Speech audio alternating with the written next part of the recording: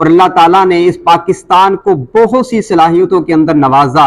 اور اللہ تعالیٰ کا یہ احسان ہے کہ اللہ تعالیٰ نے ہمیں یہ پاکستان جو عطا کیا، اور یہ جو پاکستان ہمیں جو ملا ہے، اور یہ بھی شب قدر اور لیلۃ القدر کی رات، 29ویں رات کو ہمیں یہ ملا، جیسے کہ قرآن پاک میں آتا ہے لیلۃ القدر خیر من الف شہر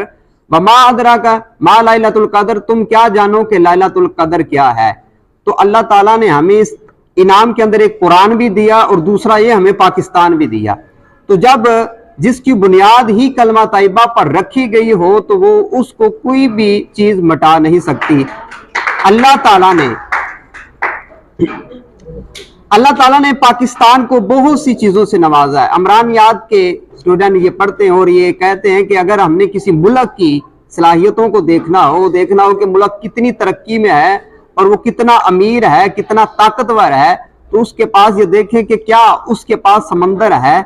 تو ہم دیکھیں تو اللہ تعالیٰ نے ہمیں سمندر سے نوازا، اور الحمدللہ ہمارے پاس سمندر ہے۔ اس کے بعد ہم دیکھیں کہ کیا ان کے پاس پہاڑ ہیں، تو اللہ تعالیٰ نے ہمیں دیکھیں کہ ہمیں بلند بلند چوٹیوں سے نوازا، اور پوری دنیا کی بلند ترین 8 چوٹیوں میں سے سب سے بڑی چوٹی ہے اللہ تعالیٰ نے وہ پاکستان کو عطا کی۔ اسی طرح میدان دیکھا جائے کہ اس ملک کو پاس میدان ہے، تو اللہ تعالیٰ نے ہمیں میدان بھی دیا۔ تقریباً ہمارے ملک کا جو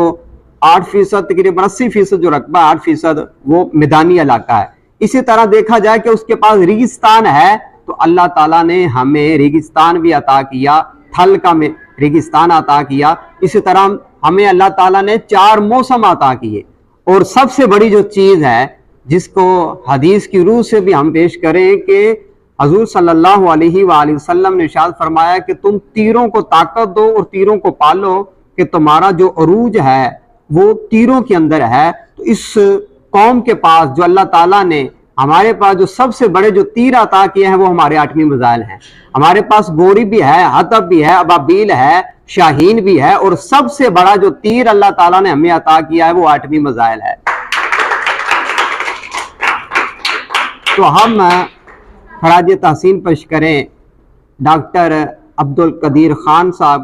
اور سمرقند مبارک کو، جنہوں نے اس پاکستان کو وہ عروج دیا اور پاکستان کے لیے یہ ایٹمی میزائل بنایا، اور آج فخر کے ساتھ ہم ایک عالمی طاقت بن کر اور ایٹمی طاقت بن کر پوری دنیا کے اندر ابھرے، اور دنیا کو یہ اعلانیہ طور پر ہم بتاتے ہیں کہ ہم ایک اسلامی ریاست بھی ہیں، ہم پرامن بھی ہیں۔ مگر جب ہم دشمن کے وار کے ساتھ ٹکر لے کر جب ہم مقابلہ کرتے ہیں تو ہم پھر بنیان مرصوص کے ساتھ سیسہ پلائی ہوئی دیوار بن کر ان کی صفوں کے اندر گھس کر پھر ہم مقابلہ کرتے ہیں، جس کا ذکر اللہ تعالیٰ نے قرآن میں بھی ذکر کیا۔